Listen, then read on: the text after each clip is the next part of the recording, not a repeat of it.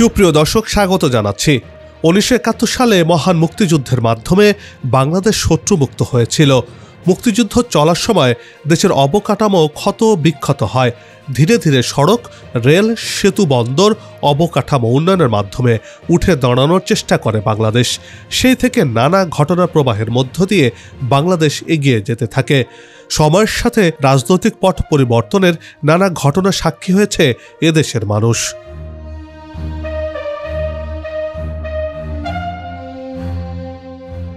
এরই মধ্যে গেল 5 আগস্ট আওয়ামী লীগ সরকারের পতনের পর আসে নতুন সরকার।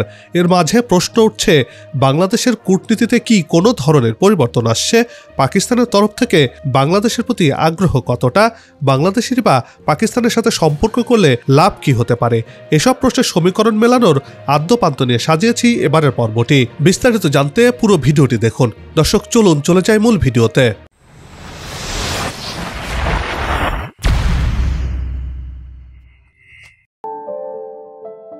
বাংলাদেশের সাথে পাকিস্তানের সম্পর্ক সবসময় একটা সংবেদনশীল বিষয় ছিল। 1971 সালের ইতিহাস বিবেচনা নিয়ে এই আলোচনা রাজনীতি কম হয়নি।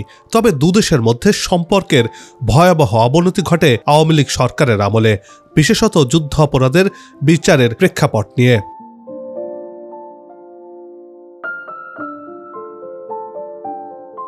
1947 সালে জন্ম নেয়া পাকিস্তান আকারে বিশ্বের 34তম বৃহৎ দেশ আর জনসংখ্যায় 6ষ্ঠ জনবহুল রাষ্ট্র এটি। জন্ম নেওয়ার পর থেকেই নানান ইস্যুতে ভারত পাকিস্তান সম্পর্কের টানাপোড়েন চলতে থাকে। দুই দেশের মধ্যে অসংখ্য দ্বন্দ্ব ও যুদ্ধের স্থলে পরিণত হয়েছে। এর মধ্যে বিশ্বের সবচেয়ে গুরুত্বপূর্ণ সীমানাগুলোর মধ্যে অন্যতম এই ভারত পাকিস্তান সীমান্ত। ভারতের সাথে পাকিস্তানের 3323 কিলোমিটার দীর্ঘ সীমানা রয়েছে।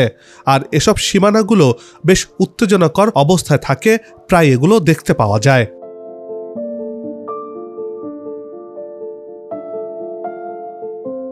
এবার আসা যাক বাংলাদেশের বিষয়ে। ক্ষমতাচ্যুত আওয়ামী লীগ সরকারের আমলে বাংলাদেশ খানিকটা ভারত নির্ভর হয়ে পড়েছিল। তবে শেখ হাসিনা সরকারের পতনের পর নানা পরিবর্তনের মতো এখানেও কিছুটা ভিন্নতা দেখা যাচ্ছে। আভাস পাওয়া যাচ্ছে সম্পর্কের নতুন রসায়নের।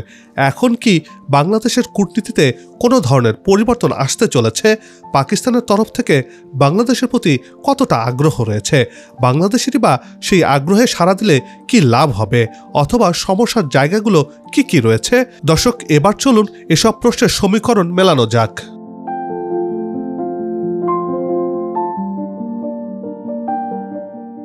প্রধান উপদেষ্টা হিসেবে নিয়োগের পর অধ্যাপক ডক্টর মোহাম্মদ ইউনূসকে অনেক দেশের মতো শুভেচ্ছা জানিয়েছে পাকিস্তানও। বাংলাদেশ পাকিস্তানের দূতাবাসেও বেশ তৎপরতা দেখা গেছে গেল কয়েক মাস ধরে। বাংলাদেশিদের জন্য ভিসা ফি বাদ দিয়েছে পাকিস্তান। দেওয়া হয়েছে অন অ্যারাইভাল ভিসা সুবিধাও, অর্থাৎ ভিসা ছাড়াই বাংলাদেশিরা পাকিস্তানে যেতে পারবেন।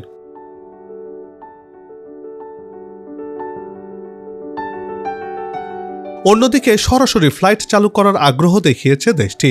পাকিস্তান ও বাংলাদেশের মধ্যে সরাসরি ফ্লাইট শিগগিরই চালু হবে। পাকিস্তানের সংবাদ মাধ্যম এক্সপ্রেস ট্রিবিউনের এক প্রতিবেদনে এ তথ্য জানা গেছে। এতে দুই দেশের মধ্যে সম্পর্ক ও ব্যবসায়ী সম্প্রদায়ের সহযোগিতা উল্লেখযোগ্যভাবে বাড়বে। বর্তমান সরকার পাকিস্তানের সঙ্গে বাণিজ্য বৃদ্ধির সম্ভাবনাকে কাজে লাগানোর ওপর জোর দিয়েছে বলেও সংবাদটিতে উল্লেখ করা হয়।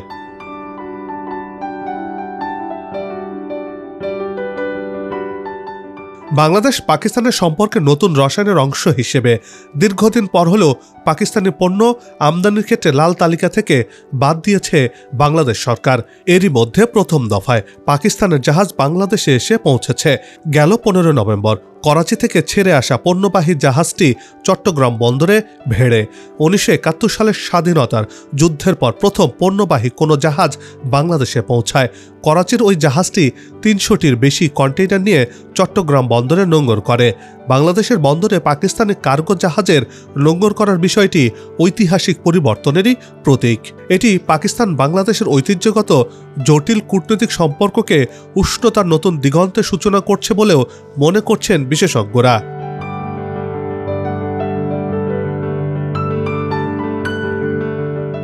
দেশের ইতিহাসে দ্বিতীয়বারের মতো পাকিস্তান থেকে সরাসরি চট্টগ্রাম বন্দরে আসছে কন্টেইনারবাহী জাহাজ MV ইউয়ান জিয়ান ফা ঝাং।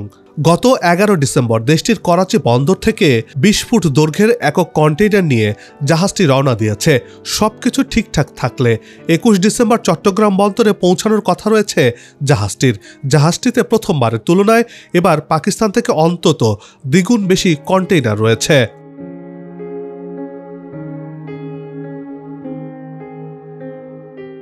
সরাসরি জাহাজটি আসায় কয়েকদিন সময় কম লাগছে। এতে করে ব্যবসায়ীদের খরচও সাশ্রয় হবে বলে মনে করছেন ব্যবসায়ীরা।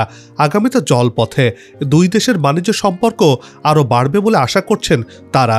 এতে করে দুই দেশের সম্পর্ক আরও মজবুত হবে বলেই মনে করছেন ব্যবসায়ীরা।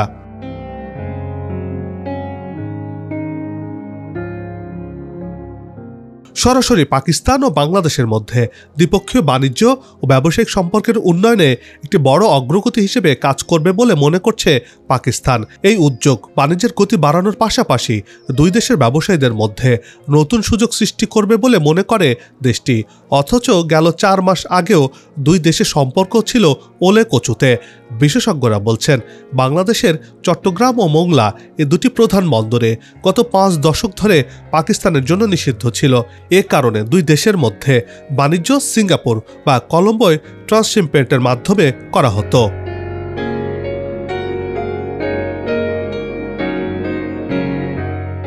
আওয়ামী লীগ শাসন আমলে বাংলাদেশের সাথে পাকিস্তানের বাণিজ্যিক সম্পর্ক অনেকটা বন্ধই ছিল। পাকিস্তান থেকে বাংলাদেশের আমদানি তালিকার মধ্যে রয়েছে তুলা, কাপড়, বিভিন্ন রাসায়নিক, খনিজ ও ধাতব উপাদান, বৈদ্যুতিক সামগ্রী এবং যন্ত্রপাতি।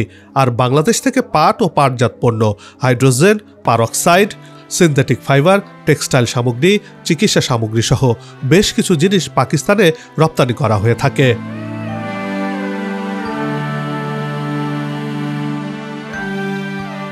পাকিস্তানি সরকারি তথ্য বলছে 2023 সালে বাংলাদেশ থেকে পাকিস্তানে রপ্তানি হয়েছে $6.33 কোটি বেশি পণ্য। পাকিস্তান থেকে বাংলাদেশে আমদানি হয়েছে $65.5 কোটি বেশি পণ্য।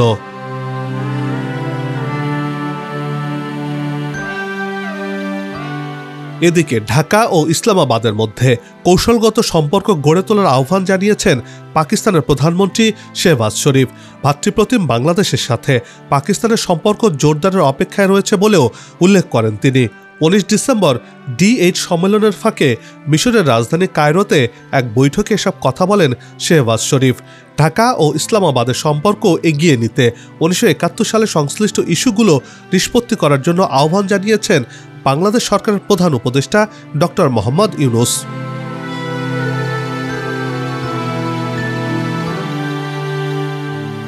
বিশ্লেষকরা বলছেন, ডক্টর ইউনূস ক্ষমতায় আসার পর বাংলাদেশ সম্পর্কে পুনর্বিন্যাস করেছেন। এসব অগ্রাধিকারের মধ্যে রয়েছে পাকিস্তানের সঙ্গে আরও ঘনিষ্ঠ সম্পর্ক বজায় রাখা।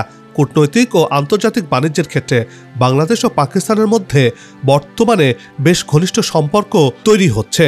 আগামীতে এই সম্পর্ক আরও ঘনিষ্ঠ হতে পারে বলে মনে করছেন দুই দেশের কূটনৈতিক মহল।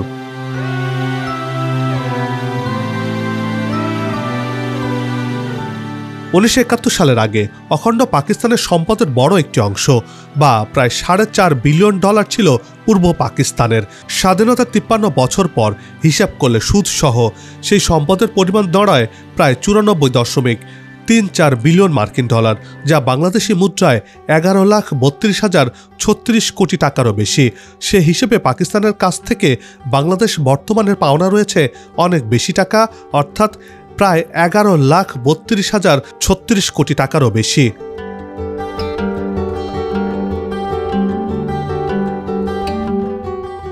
বাংলাদেশ দীর্ঘদিন ধরে বৈদেশিক মুদ্রা সহ সম্পদের এই ন্যায্য হিস্সা ফেরত দেওয়ার দাবি জানিয়ে আসছে। বিশেষজ্ঞরা বলছেন, পাকিস্তানের সঙ্গে নতুন আলোচনার মাধ্যমে এই পাওনা আদায়ের উদ্যোগ নিতে হবে।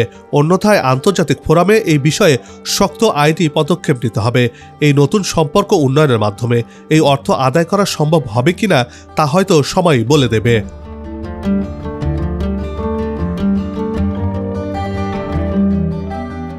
ভারতের পূর্ব ও পশ্চিমাঞ্চলীয় দুই প্রতিবেশী দেশ বাংলাদেশ ও পাকিস্তানের মধ্যে সরাসরি সামুদ্রিক সংযোগ চালু হওয়া কিংবা দুই দেশের মধ্যে সম্পর্ক আরও ঘনিষ্ঠ হওয়ার পথে আরও এক ধাপ এগিয়ে গেছে। বাংলাদেশ পাকিস্তানের মধ্যে নতুন করে সম্পর্ক স্থাপনের পর থেকে একের পর এক পাকিস্তান থেকে জাহাজ আসছে বাংলাদেশে। এতে গা জ্বালা ধরেছে ভারতের। অন্যদিকে ভারতীয় গোয়েন্দা সংস্থা সহ ভারতীয় একটি মাধ্যমের ঘুম হারাম হয়েছে বলে মনে করছেন অনেক কূটনৈতিক বিশ্লেষক।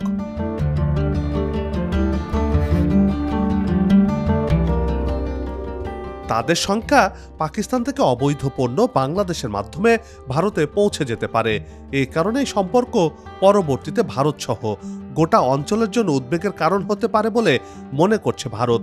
একবার পাকিস্তানের ভিসা করা হলে পরবর্তীতে ভারত যেতে গেলে জটিলতা সৃষ্টি হতে পারে, এমন অস্বস্তিকর জায়গাও রয়েছে বাংলাদেশের মানুষের মধ্যে।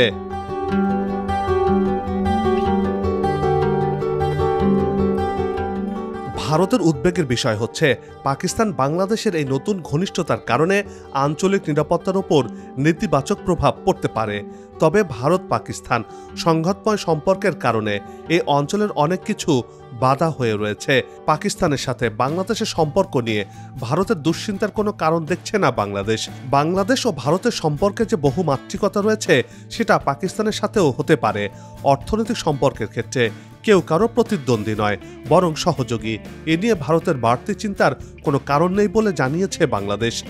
বাংলাদেশ পাকিস্তানের সাথে সম্পর্ক ঘনিষ্ঠ হলে ভারতের গা জ্বালার কোনো কারণ নেই বলে মনে করছেন আন্তর্জাতিক সম্পর্ক বিশ্লেষকরা।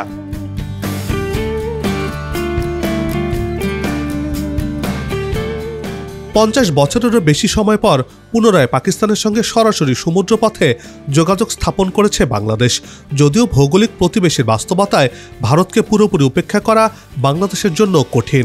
ভবিষ্যতে বাংলাদেশ পাকিস্তানের সম্পর্ক কেমন দাঁড়ায় সেটা আঞ্চলিক কূটনৈতিক ক্ষেত্রে একটা গুরুত্বপূর্ণ বিষয় হয়ে উঠতে পারে বলে মনে করছেন কূটনৈতিক বিশ্লেষকরা।